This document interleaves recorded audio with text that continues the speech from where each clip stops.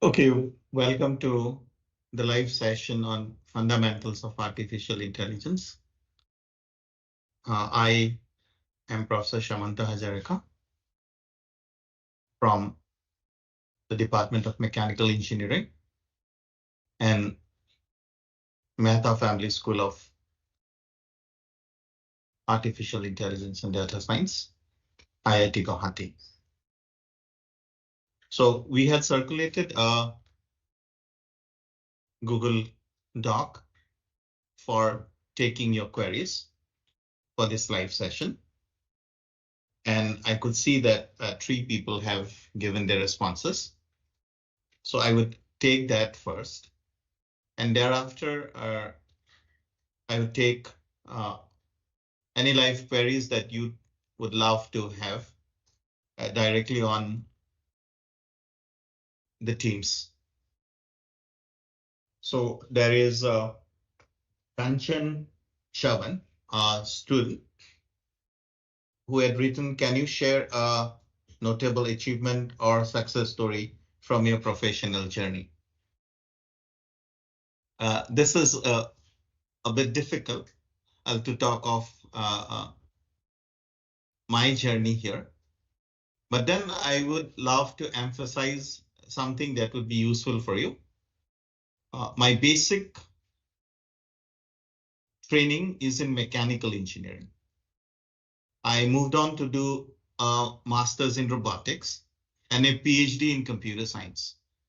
So that is what interdisciplinary learning holds in store for you.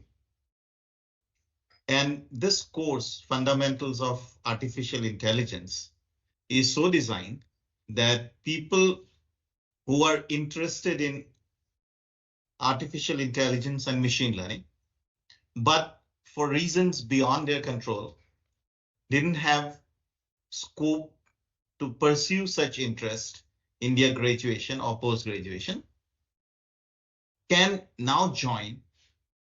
And this course is designed to be a bridge course. So it's not that this course would give you a mastery in AI, but definitely in this course, we have covered all of the basic concepts, right from the very idea of what is symbolic AI to knowledge representation and reasoning, Bayesian reasoning, and moving on to machine learning and deep learning. So this would be a stepping stone for you to move ahead in AI and ML. And that's what I believe when I am trying to pursue students to take this course. One thing that amazes me as somebody who has been involved in AI and ML from the late 80s in India is that we have come a long way. And today people have shown their confidence in taking up AI and ML. And therefore, courses of this nature, which builds bridges from other areas into artificial intelligence and machine learning, is of utmost importance. And this possibly is one of my contribution to the community. So then I will take the second question, and which is from Hilaria Sundari, who is a faculty and writes, wishes to listen on AI. Now, this is too broad for me to respond to. I would have loved to know your background, what your faculty in. Are you a computer science faculty or you are a mechanical engineering faculty? And then we could have a long chat in AI. But then let me tell you my type of AI that I pursue. I work in an area that closely relates to artificial intelligence in healthcare. That is I work in developing what are called intelligent assistive devices, particularly for people who have lost their ability to move of their extreme limbs. So it's like somebody who has lost their arm, or somebody who, because of stroke or other disabling diseases, are not capable of moving or working with their arms. So we try to make prosthetics and orthotics devices, intelligent assistive devices, so that they can have a better quality of life.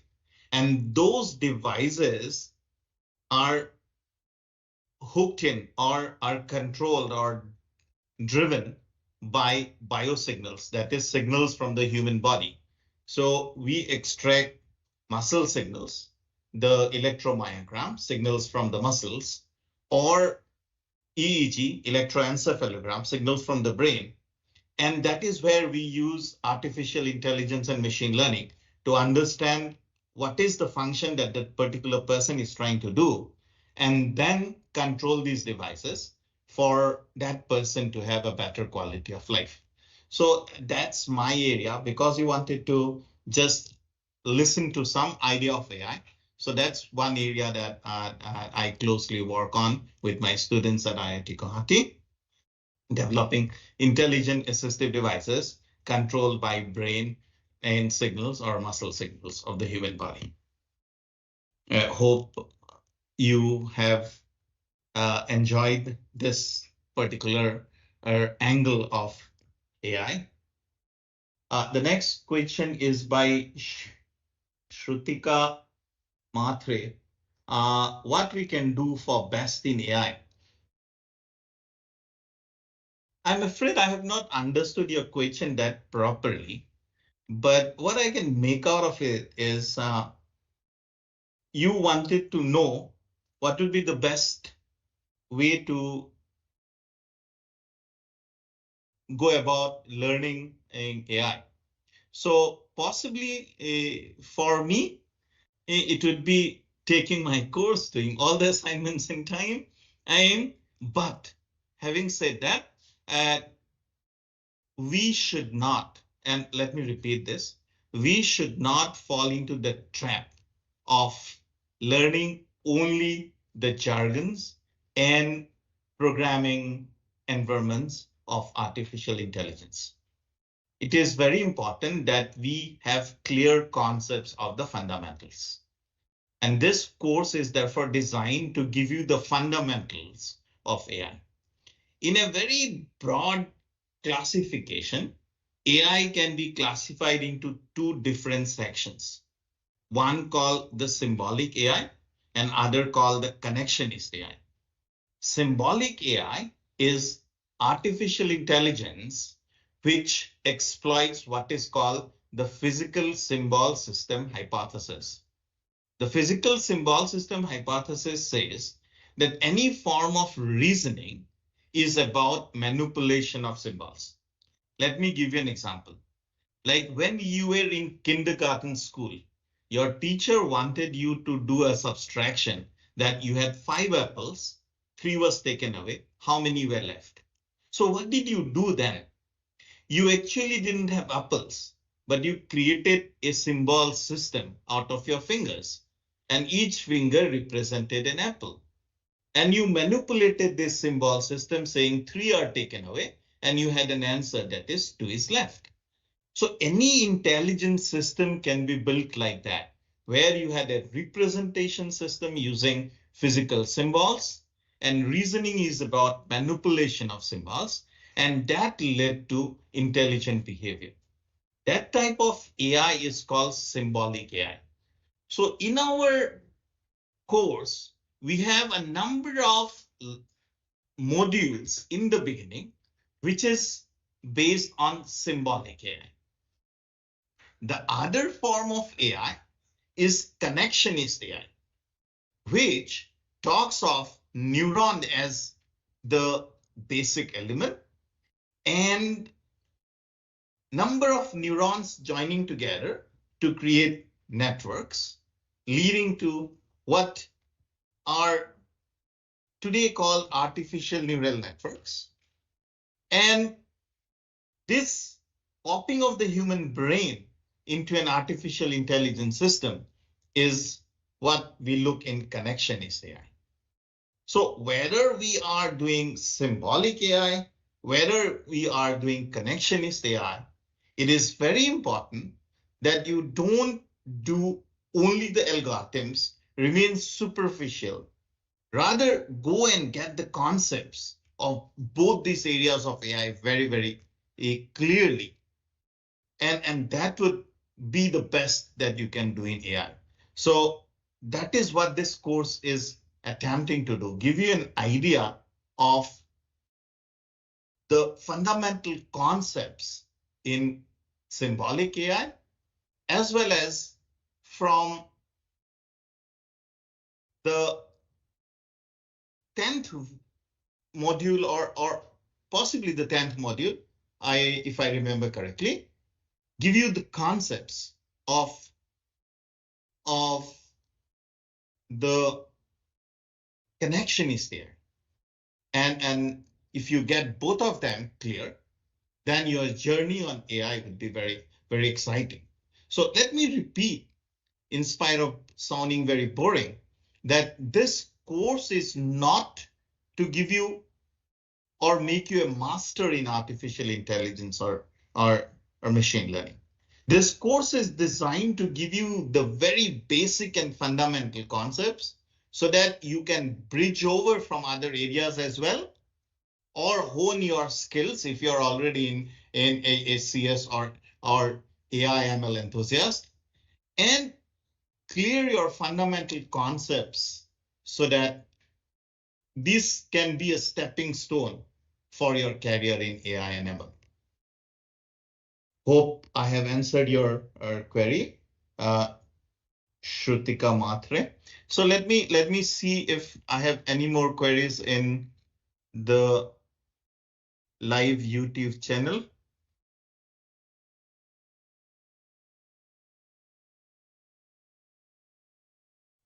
There are no queries that I can see on the YouTube channel or here.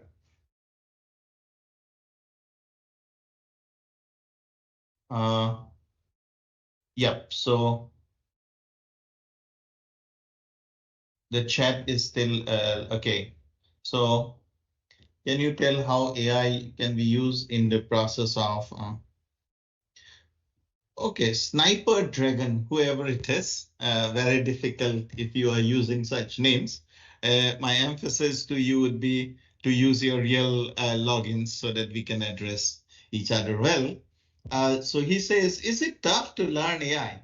Of course not. If you have a mind to really work in AI ML and you really want to hone your skills, a little bit of mathematical mindset and a logical mindset, I would say, is required. So if you're ready to think logically and invest some time in figuring out algorithms and doing some amount of programming, so that would be very interesting. So how can AI be used in the process of game development? The roasters again, and again, some pseudonym. I would emphasize that you give your real names here so that it becomes a more or personal communication between you and me. Anyway, he says, can you tell how AI can be used in the process of game development? So yeah, gaming industry is one that has really pushed AI development to a great level. So in my course itself, if you see many of the examples that I take is from games and algorithms on gaming. And it can be a two-player game, it could be a single-player game that we are talking of. Or if you're talking of these games that are played on the net with a lot of graphics involved, so most of them have characters that are built on AI systems. So AI has a great contribution in game development. Now, Suresh Babu he talks of, sir, please give some real world applications of AI. Now, a little while ago, I was talking to you about what I and my team does with AI ML. We develop intelligent assistive devices, prosthetic hands or hand exoskeletons, and use AI ML to understand what we call motion intention and for improving quality of life of people who have lost their arms or people who do not have the ability to control their uh, musculoskeletal system. Now, this is one. Other area where AI has been used quite extensively is the area of healthcare. Uh, if you look at surgery over the years, surgery initially started as the village barber himself, transforming to a surgeon. Then we had huge history of surgery with uh, anesthesia, antiseptics, and a lot of development and surgery developing, but then people not very happy with the cut, and then they going minimal with holes, giving us what we know as laparoscopic surgery. But today the face of surgery is changing with robotics.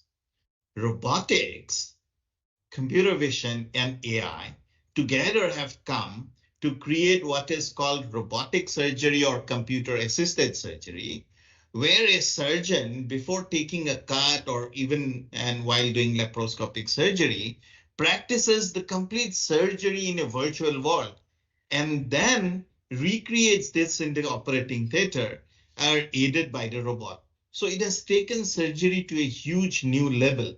So that is what is changing in the world with AI. Okay, so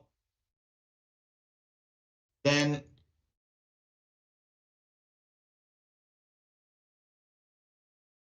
are there any more questions or have I missed? Oh, what would be the project in AI for resume? Okay, Vandana Singh asks, what would be the projects in AI for resume?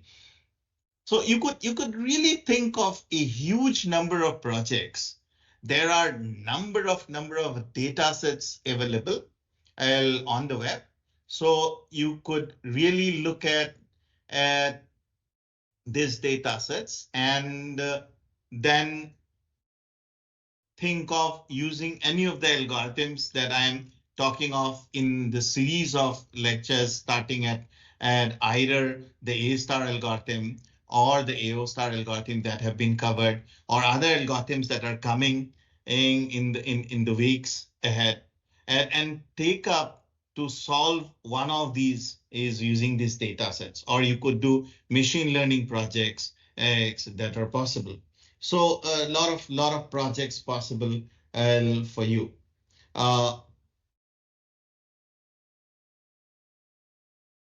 So may I know what should be a proper roadmap to start learning AI as a beginner?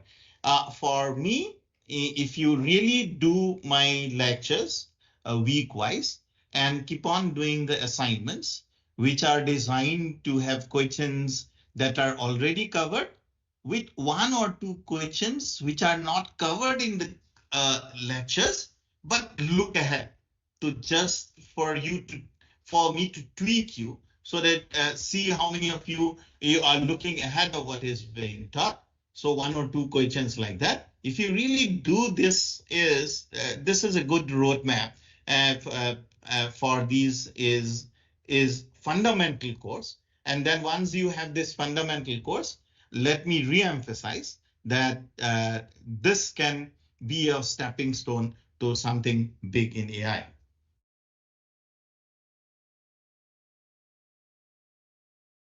So there's some problem there. No, hello, sir. I know what should be proper. Okay.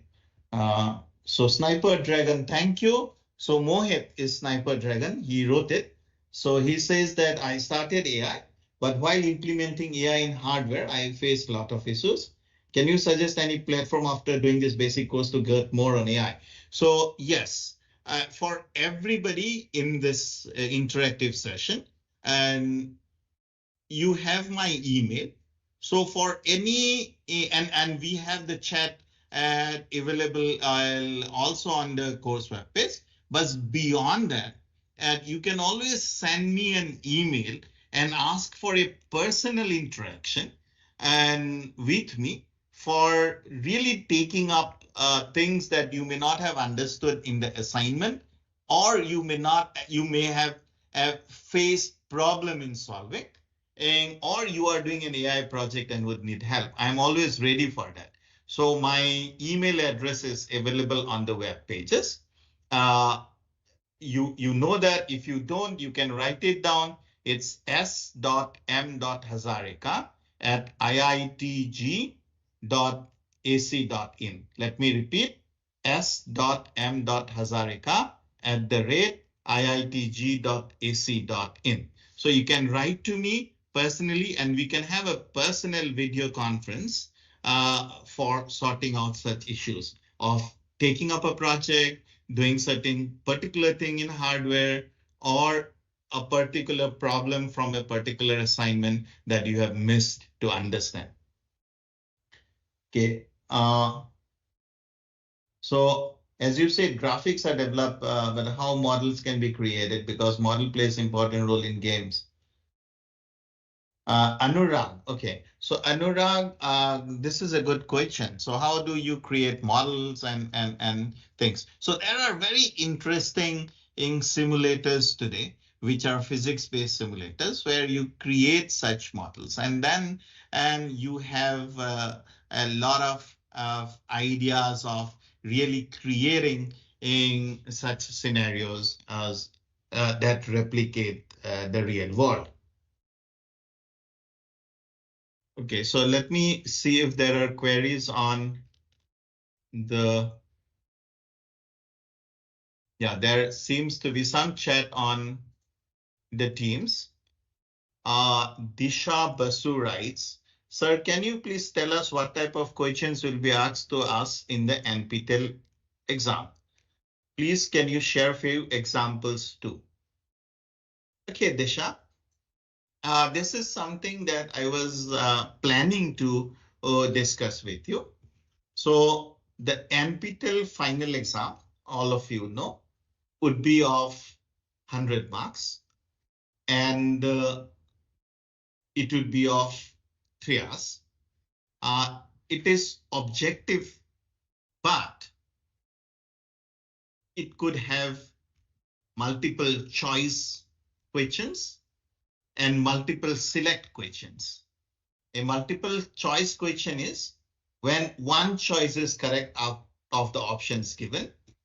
A multiple select question is when a number of options are correct of the given options, and all correct options must be selected for the answer to be correct. Now, we have 3 sections in the question paper. One section would be just recall. That would be the section where my expectation from the learner is that he could recall things that he have seen in the videos and answer the questions. So this would be roughly very direct questions. Like if you remember from the first video of this course, a question could be, who according to you, or who actually had coined the term artificial intelligence? So something like that, very direct from the videos you could remember. Okay. That would be the recall questions. Then we would have another section, which would be a section that would be based on the assignments that you have completed. So some 20 marks of recall questions, some 20% of recall questions would be there in the question paper. Some 30% of questions would be from the assignments itself, directly from the assignments. So you were asking for examples. The examples are the assignment itself. Okay. So, and this would be in verbatim of the assignment question. there would be a third section which would be interesting and would make all the difference. The third section is a section which should be based on how much you have studied in this course. So there would be questions that may have been done in the videos. There would be questions they may have been done in the assignments, but this is an open section. So there would be questions that may not have been done as it is, but related questions may have been done in the assignment or the lectures. Here we would have some direct questions, and we would also have group of questions where you would be given a scenario, and from that same scenario, 5 or 6 questions would be asked. So that open section would be almost 40 to 50% of the question paper. So let me repeat. One section, recall. Other section, on assignments. Third section, open. Open sections will also have group questions, very comprehensive group questions, where a topic would be given and then questions would be asked on that. And the questions would be either multiple choice or multiple select. Hope that answers your question, Disha Vashu. So the next question is from Shubham Bhattacharya, who writes, I am a chemistry student in university, can know how AI can be used efficiently in that field. Now, I'm not a chemistry expert, but I know that AI has been used for our understanding in drug discovery, or even understanding how different chemical structures evolve. So if you're from chemistry and if you're looking for or how to apply AI in it, the best part would be really understanding what one of the lectures in the very initial stages we have talked of, the decomposable production systems, where you take a big problem, break it up into smaller problems, look for the solution of the smaller problems, build it up together and get the big problem solved. Okay, so the decomposable production systems have been largely used as in areas of understanding chemical structures and many other algorithms from machine learning has been used in drug discovery or drug repurposing, where a particular drug was developed for some disease, but now you want to use it from some other disease and see how things are working. So this is one area where AI has been used in chemical engineering or chemistry lately. Jayanti, could you please explain question number 9 and 10 from week 10? English statement into first order logic statement. I am not aware of if the deadline for that week is over, or if it is not. It would not be possible for me to do this here. But as I had already explained a little while ago, the idea is that if you have any queries like this, then you can set up an individual meeting with me.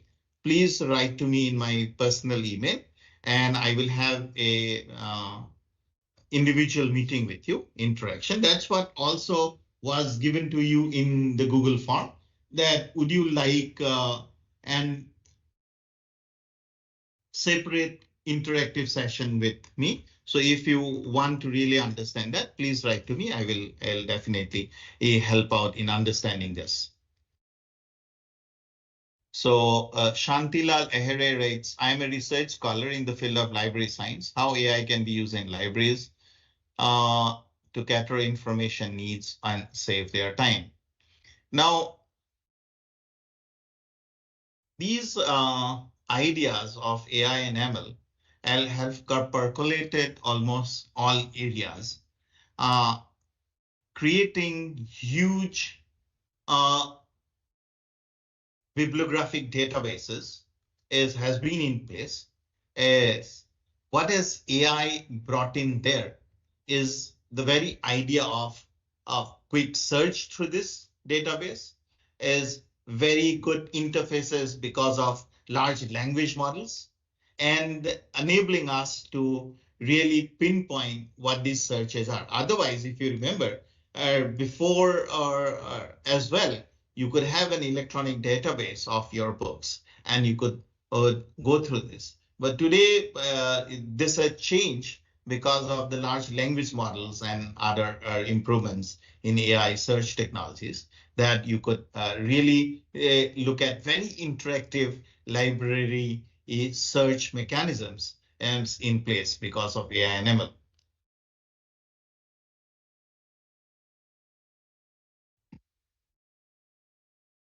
So these are some areas where AI, ML, and things like that are taking good precedence.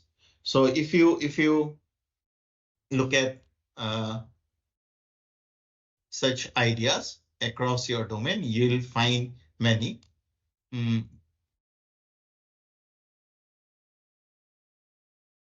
So I can see, okay, I am Shantilal, I'm library, okay, quite interested in forensics.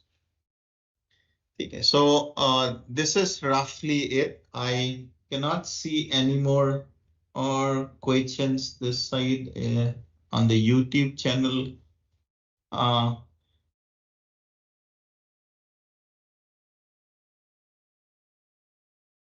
Yeah, so I would ask Anurag, the roaster, please hold on until we complete our module on machine learning, wherein we will be talking of neural processing. And then please remind me to ask this question. And then, because now it may not be that exciting for the other people in this group. Okay.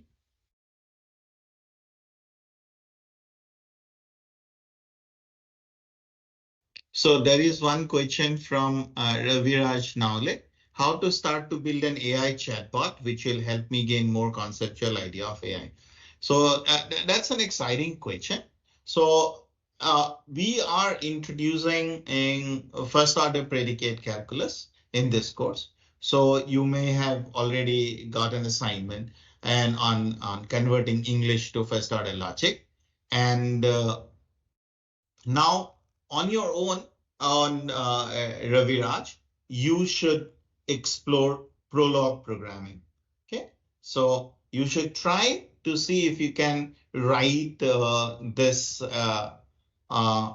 first order logic statements and really get to some Prolog statement types and then try to prove things. To begin with, you can use an automated theorem prover like SPAS, S-P-A-S-S, SPAS. So SPAS is a theorem prover where if you give the first order logic statements and give a conjecture to prove, it will prove it, and then you can see how the proof has followed. Okay, in the next couple of week lectures, you will see inference in first order logic, and there you'll be able to see how proofs are made in first order logic. Okay, so that proof from that proof, one step further is what is called answer extraction. So like if I give you a statement and the lamb goes wherever Mary goes, okay, Mary is in school. Where is the lamb? I say that there is one place where the lamp is. And then from that, I will try to find out what is that place and would realize that wherever Mary goes, the lamb goes. Therefore, whichever place Mary is, the lamp is. Now, Mary is in school, so the lamp must be in school. So the answer extraction mechanism will tell me that lamp is in school. So given this first order logic mechanism, Now you can think of doing what you had in mind. You take this answer extraction and now make it into a chatbot saying you ask a question, he or she, if you want to call it, answers you back. So how did the answer happen? The answers happen because it could do a proof first of the statement and then do an answer extraction to really give you a value of the variable you are looking for. So it could not be a very extensive one and to begin with, because you could then start with very limited first order logic statements and doing a proof and doing an answer extraction. But to start with, you can build simple chatbots like this as over our languages like Prolog. Okay, so you can think of doing this is as a starting assignment and for yourself for the next couple of weeks teaching that I'm doing. First in the couple of weeks, and then inference in first order logic, and then answer extraction in first order logic. Okay? that would be nice for you to start with. Okay, so these are certain things that we wanted to chat on this thing. So the most important of all possibly is that you have taken time to join the live course session of this course, and many of your queries I know will remain unanswered, and not because that the queries are not important, and but because it would be not very exciting to digress from the very fact that in this course we are more concentrated in developing the basics and fundamentals of AI, rather than talking of jargons. Okay, so any jargons that you use here, any jargons that are being pushed through, I will simply ignore, and rather focus on the fundamental concepts and emphasize on developing for you step by step. First, problem solving as search, which we have completed, and then move on to knowledge representation and reasoning in first order logic, then Bayesian reasoning or reasoning under uncertainty, preparing ourselves for more exciting things, which is decision making, and then machine learning. So it is more to do with a stepwise fundamental conceptual learning of AI rather than picking up jargons which are creating a lot of hype. So as somebody interested in AI, my emphasis to all of you would be that please try to learn to separate the hype that's created around these technologies from the hope these technologies hold for you. There's a lot of hope in AI and ML, but then the hype is too much. So you should understand how to separate the hype from the hope, focus on the concepts, focus on the fundamentals, and get to the hope these technologies hold for you to be used in individual areas.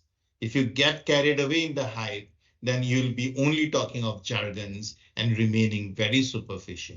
Okay, that's a danger of taking an AI ML course. So be very, very careful about it. Try to develop the fundamental concepts. At times you'll find this course boring because I talk of fundamentals too much. The assignments are talking of very trivial things at times. But then if you take a moment to reflect upon, this is because of the very fact that we are trying to emphasize the fundamentals and not getting carried away in the jargons. Okay, so that is something you should be very careful about.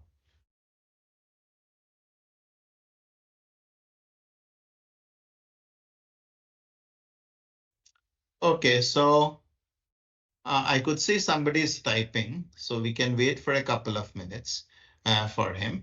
Otherwise, for people who have joined us late, what we have done, let me just recapitulate. We have not done much in terms of covering theory or expressing in some very mathematical solutions. But the most important and thing that today I have conveyed to you, thanks to one of the learners, possibly it was Miss Disha Bashu who had asked this. I had conveyed to you the structure of the final exam, which is very important. So people who have joined me late, let me repeat for them the structure. It contains three different sections. Recall, where everything you remember from the videos is expected to be just remembered. That's a direct question answer. Then things that you do in the assignments are directly asked. But most interesting is the open section, where you are expected to use the knowledge that you have gained in the video and the assignment to apply it to problems. So if you realize that my assignments up to number 4, 5, 6 are direct from the videos, and then sometimes 7, 8, 9, or 5, 6, 7, 8, 9, 10, and or just the last two questions are where you are expected to work on the given problem and give me a solution. Even if it is an objective question, you solve certain things and then answer. So that type of questions is something that you would expect in the open section.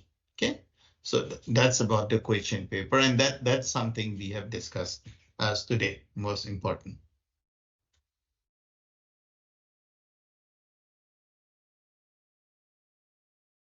Okay, so apart from that, I did give you some idea on how AI is being used in different areas. Uh, it's so vast, so widely explored that it's not possible for me to really pinpoint to you what would be its application in your area. But you should remember that if it is a job that requires some form of regularity, data being used regularly, and you can think of automating it, then AI is one solution that you should look for. So Ram asks me, in the final exam, will they ask you fill in the blanks? Fill in the blanks is difficult in a computer-based test. And you'd be surprised. So manual checking is almost out of the question. So we will not be asking any fill in the blanks. Let me be very frank with you. Okay, so if you have some more, or one answer that I have not given, I remember, is Jayanti. So I would ask Jayanti to set up a separate meeting with me, and I could definitely talk of how do you convert English into first order logic statements. These lectures were, I thought, important, but then we could have another go, and I could set up one session with you, particularly on that. Please send me a mail and I would be happy to do that. So you send me a mail with some timings and I will get back to you what is the best.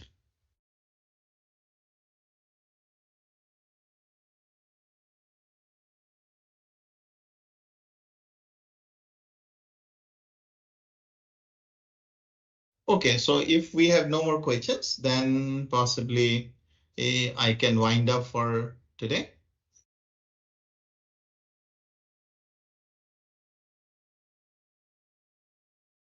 YouTube.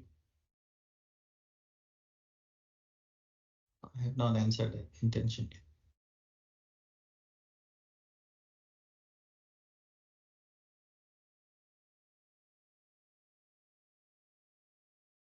Okay, so if you have no more questions, let us stop for today. And for people who would need personal guidance, more than welcome to write me my personal email, which have been shared with you by my colleagues on the YouTube as well. So you could write there, and we could set up individual meetings for that. So there is somebody typing, so let me just wait for that message to come through, and then we will end this discussion. Okay, thank you very much, and see you in the next live session. Wish you all the best. Hope you are able to do the assignments well, and then you can definitely do the exam very well. So thank you very much. Bye-bye. Have a nice evening ahead.